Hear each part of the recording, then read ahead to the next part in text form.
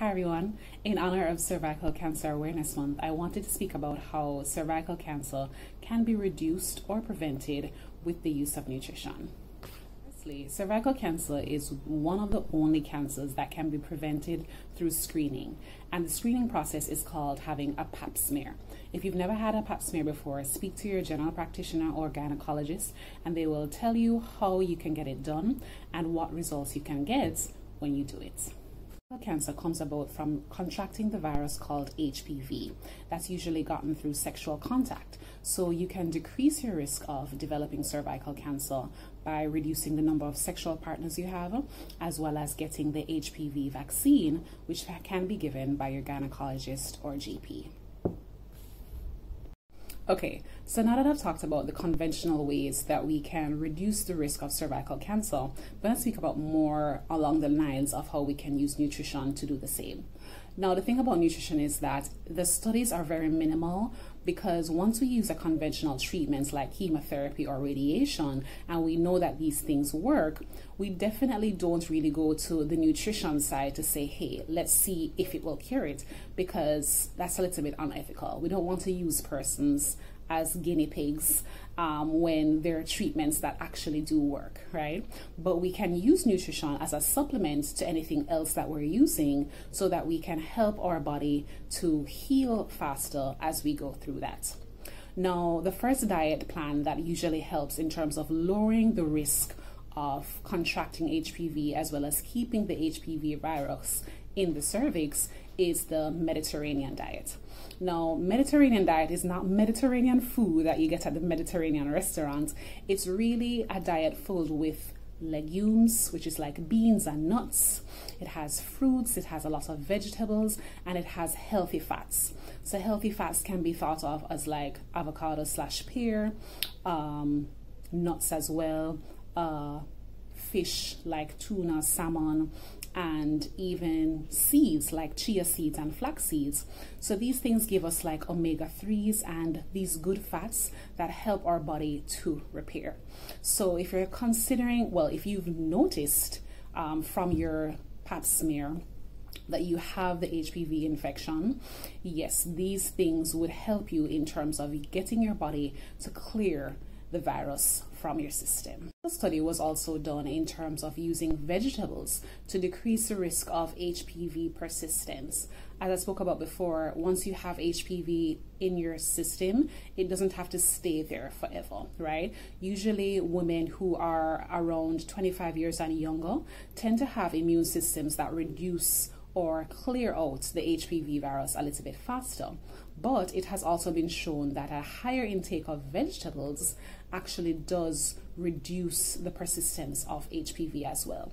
So usually we talk about having 5 servings a day of vegetables, and 5 servings is usually, well, 1 serving rather is usually a palmful of vegetables. So that can be like 3 leaves of lettuce or 1 medium tomato or 2 medium carrots. So if you're able to have 5 or more servings of vegetables a day, that will also reduce your risk of HPV persistence.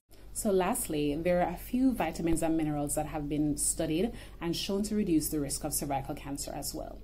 What I want to say, just as a disclaimer, even though I'm going to be speaking about these vitamins and minerals, I want you to understand that these vitamins and minerals, just in general, usually work best when we get them from a food source, right? So if I'm going to mention vitamin A and folate or folic acid, I don't want you to think that you can just pick it up off the shelf, take a supplement every day, and everything is going to be good, because we absorb these nutrients much better when we actually get them from the food source. The ones that are synthetic from supplements over the counter are not going to help you as much as actually having the food or having the smoothie along with the vegetable or fruit that it comes from.